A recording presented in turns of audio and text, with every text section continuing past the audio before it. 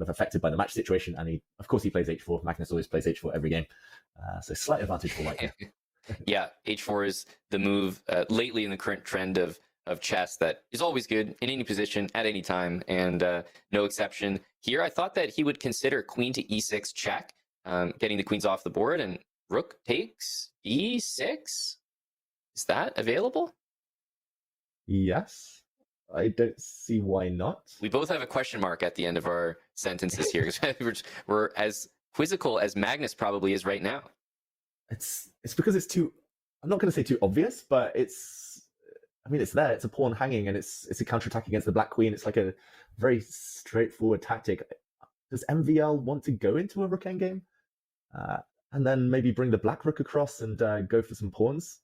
Right. I mean, at this point, David, it's not whether he wants to, because he might have to.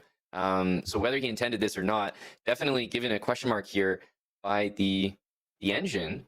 And it's looking like Magnus is kind of slowly coming to terms that rook d6 is just available, and that has to be a bit of a blunder there. Yeah, and I just turned on the engine for the first time today, and it did confirm that this is a winning advantage for white. It's rook takes d6 was the only way, but it was a very natural way. It's a simple deflection tactic, queen for queen there, and white, not sure how to convert this advantage in the smoothest way, but simply a clear pawn. And you mentioned the queenside majority. White could chop off a pawn and kind of simplify things. I'm not sure you want to at this point. Maybe better to keep your options open. But either way, I don't think black's pawns are quick enough here, man. Yeah, there's a big problem here. The first issue is that the king on g8 is cut off by the white rook. And then the second one is that the white king can just come up and bother the rook on d4 and just move up the board. King e4, king e5, maybe king f6 for a checkmate threat. If not, just assist the pawn. I'm with you. This looks completely winning, and just kind of speaks to today's form for MVL, just not being good enough. Yeah, just something was a bit off. Just that decision to trade bishops, maybe that's where it began, or maybe it was all with f5, that move earlier, just breaking out, that indecision whether to just sit tight, be happy with a draw, or to play for a win. Of course, the day started badly, and he was always up against it from that moment. But yeah, this is odd to see. And Magnus is spoiled for choice. He actually saves this pawn first of all. He's allowing the f2 pawn to drop, but then I think he'll proceed with that plan you mentioned, just push in the center. White's got an active king and an extra pawn. That's normally more than enough in a rook endgame. Exactly. Yeah, there's really no way that I can see to save this. Also, just how much time the players have. This isn't something where you're going to be messing up because you're moving too quickly. All the time in the world to just get these moves right. Yeah, and the bar is sky high. I think Magnus simply actually has a threat here to start pushing his d pawn. Maybe he'll just take a step back and grab black's pawn first. No, he advances. Big threat to give a check and then just run through and promote. So black has to stop that. Yeah, and the b pawn is for the taking, but there's really no rush to do so. I think the black king being cut off by the rook on the 7th rank is also very powerful. So he just wants to leave it there as long as possible. But maybe when black's pawn gets up to d3, he might grab it then. Exactly. I mean, he can take this one. He can maybe even take the other one. I'm not sure. Or he can just advance his king and continue threatening.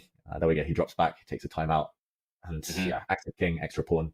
Normally you need two things in a rook endgame, right? You need to be 2 pawns up, or you need an active piece and an extra pawn, or 2 weaknesses to hit on.